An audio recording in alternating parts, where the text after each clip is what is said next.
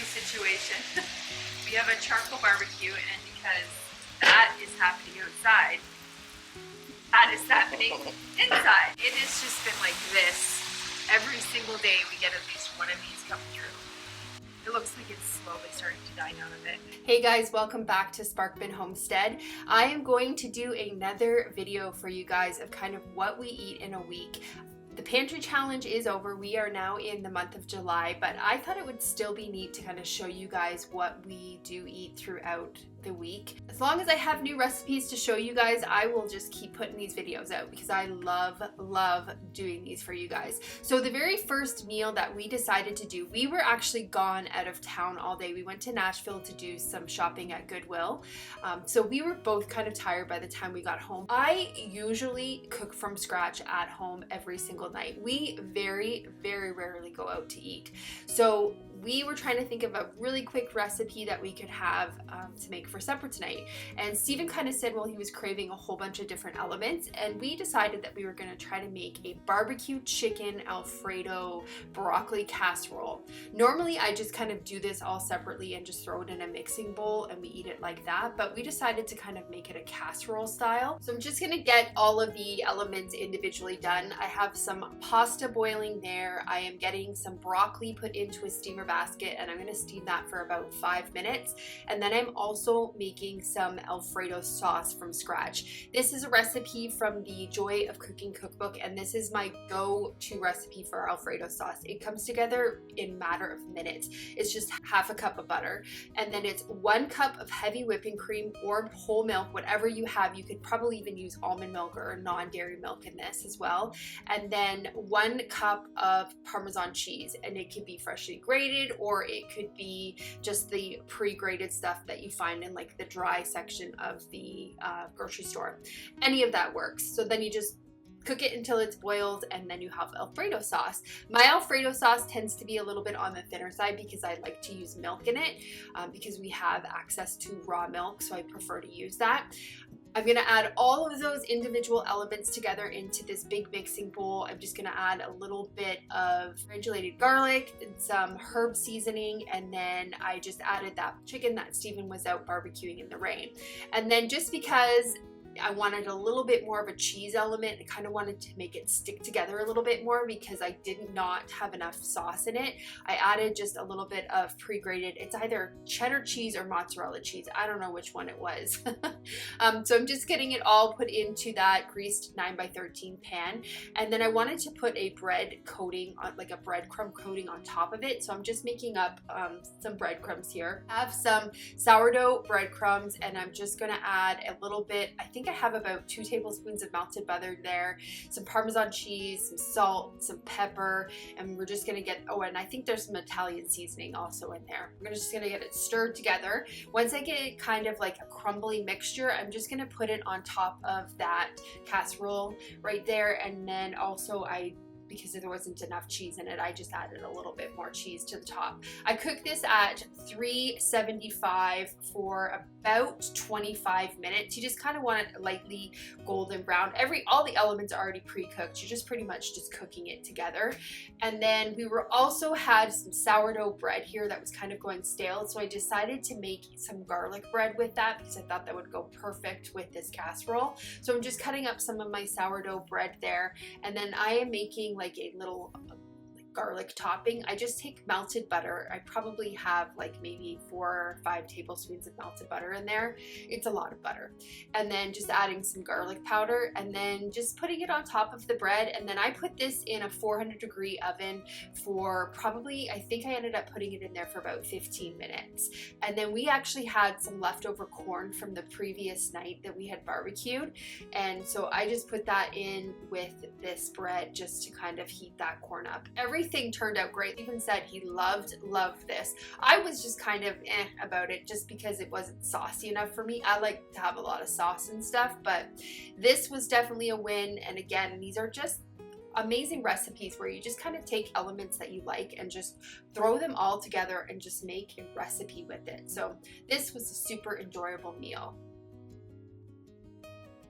For supper the next night, I had actually found a jar of teriyaki sauce in my fridge. I had canned this up a while ago, and this was just one that didn't have enough to actually can correct safely to go on my pantry shelf. So I've just kind of had it in the back of my fridge, and I wanted to get it used up and out of the fridge. So I thought I would make some barbecued teriyaki chicken thighs. Those are some bone-in chicken thighs, and what I did is I just poured that teriyaki sauce on it in the morning and just put it in that little marinating thing, shook it up a bit, and then just put it in my fridge, and it marinated all day. I can leave that recipe linked for you guys because it was a really easy recipe to can up, and it tasted delicious. So Steven has all of them on the barbecue, and once he kind of got a good smoke to it, we have a charcoal barbecue, so it does a really nice smoky taste. We came halfway through and just put a little bit more of that teriyaki sauce on. I recently got some jasmine rice in my Azure order, so I was so excited to finally be able to make that again. So that afternoon I'd actually made a batch up of the jasmine rice, and then I had some edamame beans there. They were frozen, so I just put them in the microwave and steamed them for about 5 minutes. This supper was delicious. I was so happy that I was able to get that teriyaki sauce used, and definitely making this again. We've been getting some really hot weather lately, and I am loving it. I love hot weather. It is my favorite time of year.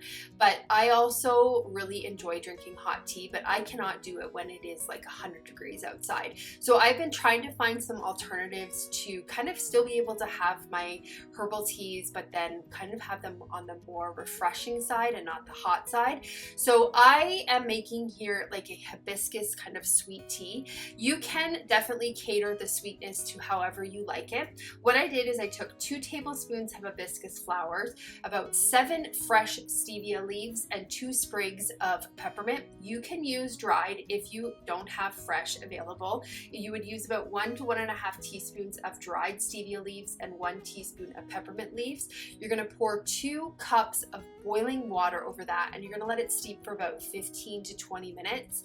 After that, you're just going to strain it off and then either compost or just get rid of those leaves. Make sure you get all of that liquid out of there. And then you're going to pour it into a 1/2 gallon mason sized jar. You want to cool it down right away, so I just added a scoop of ice there. And then I'm going to pour it in here, and then I'm going to top this off, or I'm going to add another scoop of ice also to this. So you're going to have 2 scoops in total. And then I'm going to top it off with some cold water. Just kind of give it a little shake every time before you want to use it. And this is so amazing and so refreshing. Definitely recommend it. We are at the height of zucchini and summer squash season, so I am desperately trying to find new recipes to try to get them used up. I don't want to waste them, and I do love them. So I found this cool recipe on Pinterest. It is for savory cheddar zucchini bread. I will leave it linked for you guys in the video description. I think it turned out pretty good. What I'm doing is just peeling the zucchini. You don't necessarily need to peel it. The recipe actually says you can leave it, you can leave the skins on if you want. I just kind of wanted more of just like, I didn't want really to be able to tell that there was this zucchini in there. I was kind of trying to hide it. So I'm just going to grate up that 1 zucchini. The other thing that this recipe did call for was some buttermilk. So what I did is I took 1 cup of whole milk, and then I added 1 tablespoon of white vinegar to it. And so I just stirred it together and then left it while I got everything else prepared, because I'm trying to make a buttermilk here. If you have buttermilk, you're just going to use 1 cup of buttermilk in it.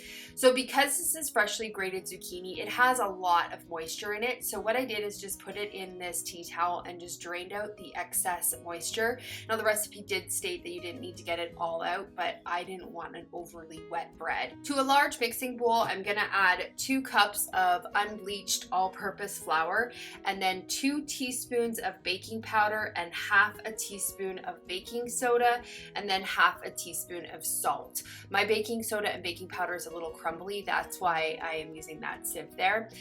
Now the recipe also calls to add 2 green onions to this, because Steven doesn't like the texture of green onions. I don't use like actual onions. I usually use a lot of onion powder in my stuff. So what I did there was I added about a teaspoon of onion powder to the dry mixture. So I'm gonna get the wet ingredients kind of all mixed together. I kind of made a fake, and I did it all in this tiny little measuring cup. I should have I should have made it a little bit bigger. But anyways, so what I did there is I just added 1 egg in there and just kind of beat it up a little bit. And then I'm gonna add 3 tablespoons of melted butter. My butter was still a little hot from me melting it, so I just kind of added a little bit of the milk to try to bring it more to temperature so I don't curdle the egg. So I'm gonna mix that all together in there and then add it into my dry ingredients. Now the recipe states to gently stir it. You do not want to overmix this because it does affect the texture if you overmix it. So I was trying to be like just stirring it until it was just incorporated. So I'm going to add my zucchini there, and then I am going to add 1.5 cups of grated cheese. I just used a marble cheese. The recipe does call to use a sharp cheddar cheese. If you were adding the green onions, you would add them at this point. So you're just going to do a really light stir to get everything incorporated. I'm just buttering or greasing up my 9x5 bread pan there, and then just gonna add everything and just make sure that it's kind of all squished in there good.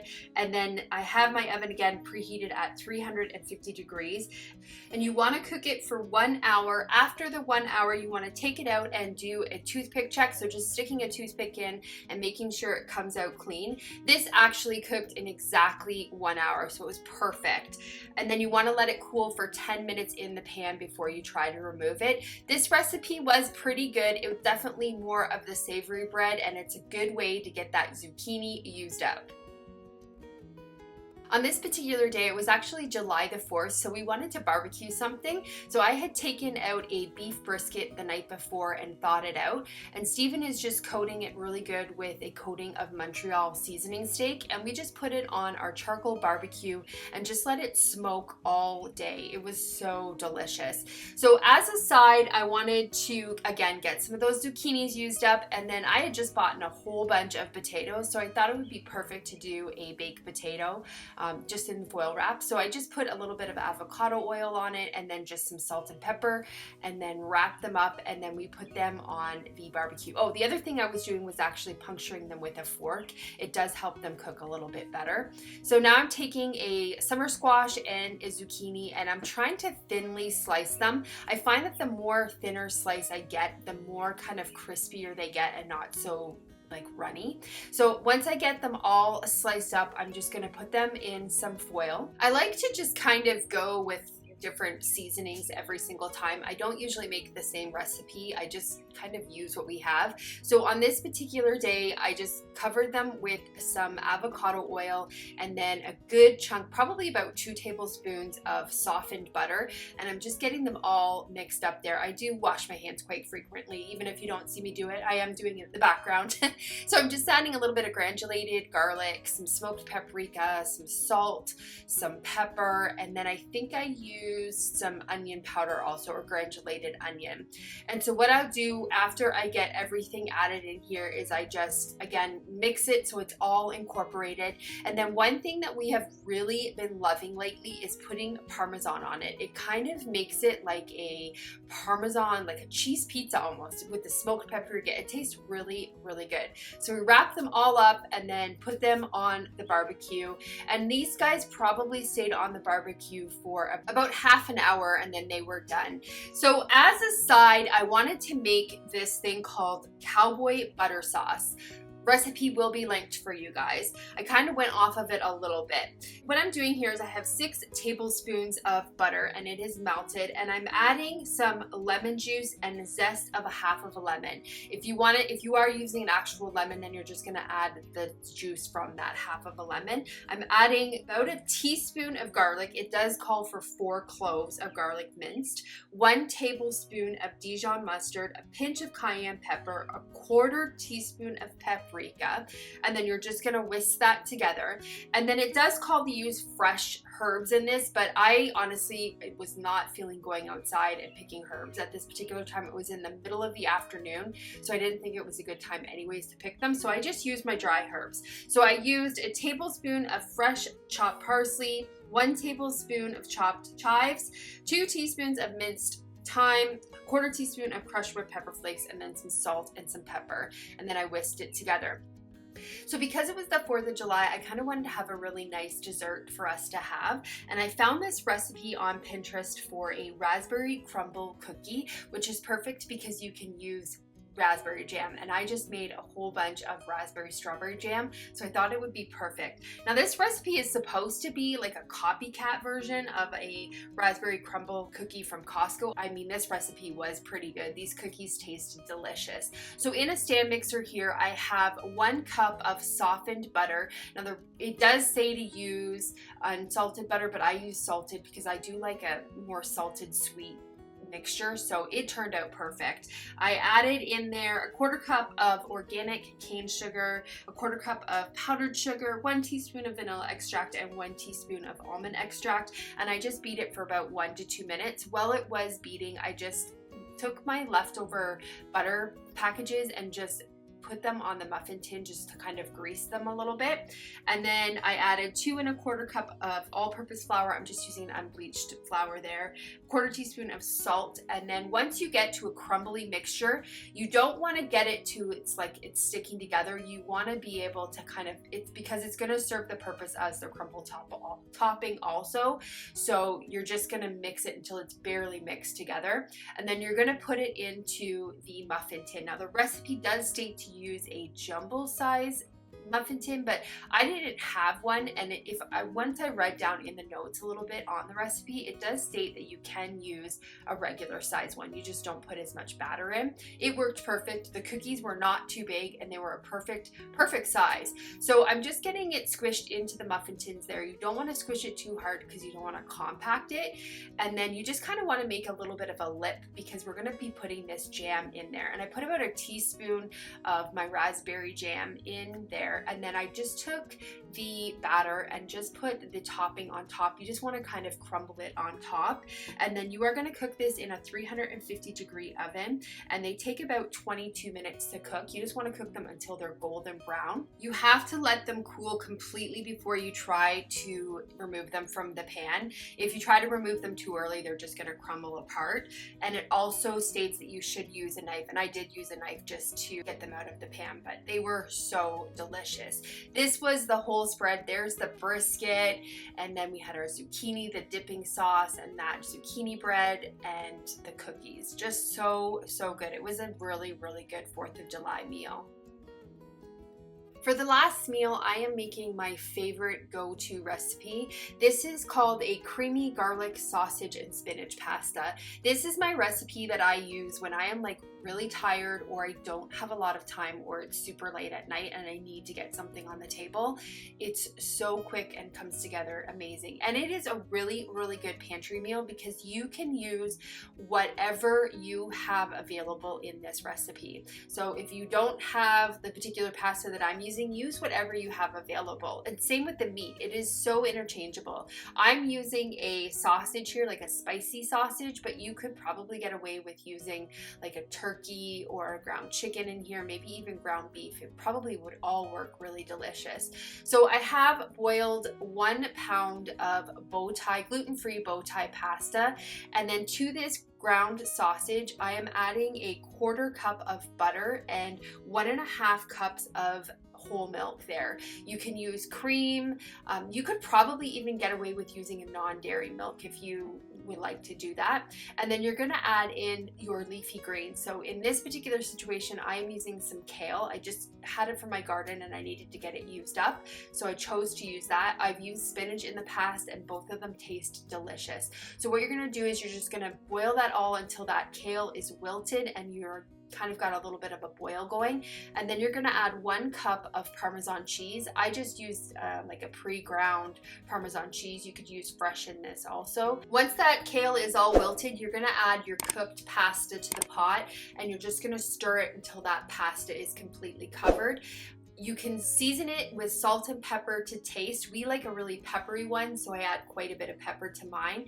And then you're just gonna lightly cook it because again, all the components now are already cooked in it. You just want everything to work together, and that is it, and that is the meal. It comes together so quick. So on the side, I had just picked some tomatoes. These are my very first tomatoes out of my garden. They're a Black Beauty variety.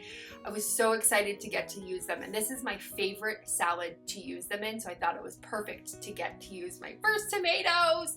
So I have some mammoth leaf basil there. They're just a really big basil leaf. They're they're a really mild taste. I love them in this salad. So I'm making a caprese salad. I just cut up some mozzarella cheese there, and then I have my basil, and I'm gonna cut up those tomatoes. They're so delicious. They're just a really mild tasting tomato. They don't have a lot of acidity.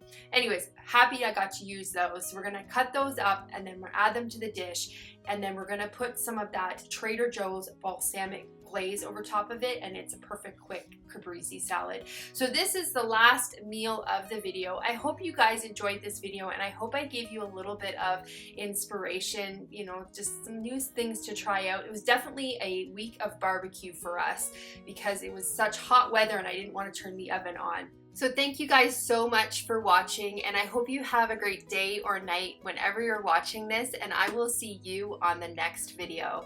Bye guys.